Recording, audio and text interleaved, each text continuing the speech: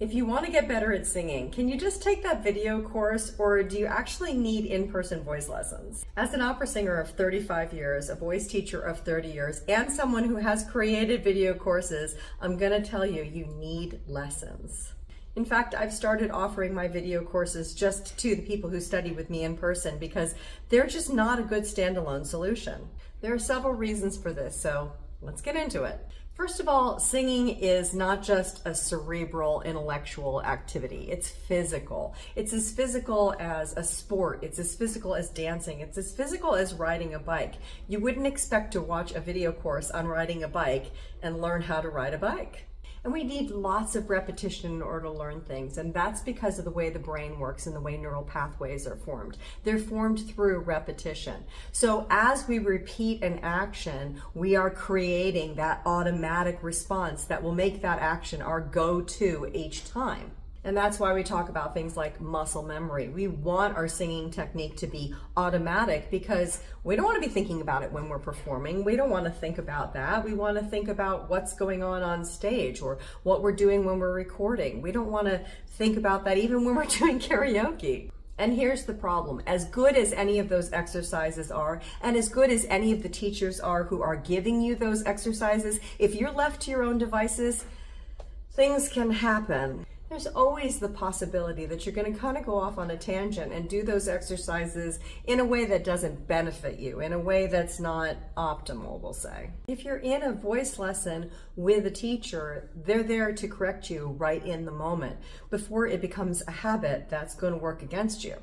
The other thing is that any voice lesson, you're paying to have access to that voice teacher's ears, and hopefully those ears are extremely well informed, extremely well educated, and have a lot of experience hearing a human voice. As voice teachers, we're diagnosticians as much as anything. We use our ears to hear what's going on with your voice. We use our eyes to see what's going on with your body while you're singing, and that way we can discover what needs to be fixed. So watching me on a video course isn't really going to give you any of that. Watching anyone on a video course is not going to give you any of that. And maybe you have firsthand experience with this. Maybe you saw somebody on social media and you thought, wow, that seems like a really good teacher. He or she really knows what they're talking about. I'm going to purchase that course. And maybe after doing that course for a while, you noticed minimal, if any, improvement in your voice. Don't write that teacher off. It's not their fault. Believe me, I thought this was going to be a great thing too, because as voice teachers, we are all limited as to how many hours we can teach in any given week. And there's only a certain amount that we can really devote ourselves to our students each day and not water down our lessons. If you're someone like me who's really passionate about getting good singing technique out there so that people can enjoy their singing, whether they're at a professional level or they're just doing it for fun, and you believe very strongly in this mission to get everybody singing, it sounds great on paper.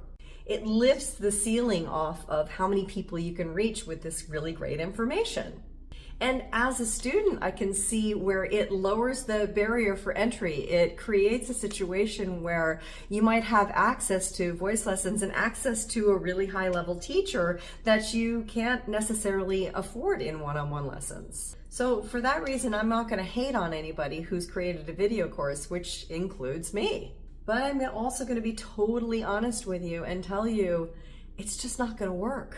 And you can try course after course after course, but honestly, you would be better off putting that money towards voice lessons with an in-person real voice teacher.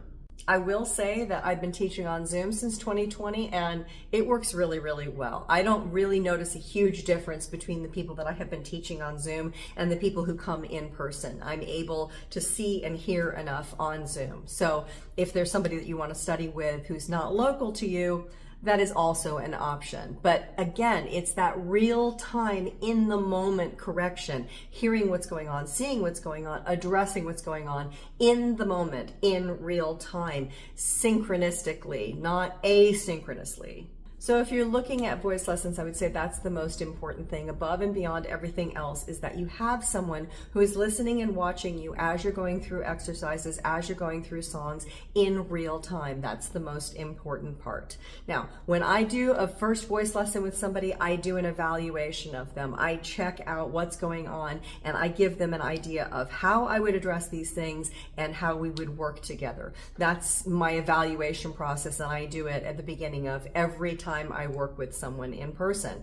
I'm currently offering that as a free consultation. So if that's interesting to you, please hit me up in an email. I would be happy to get you on the schedule, and we'll see what we're working with, and we'll see if we're a fit.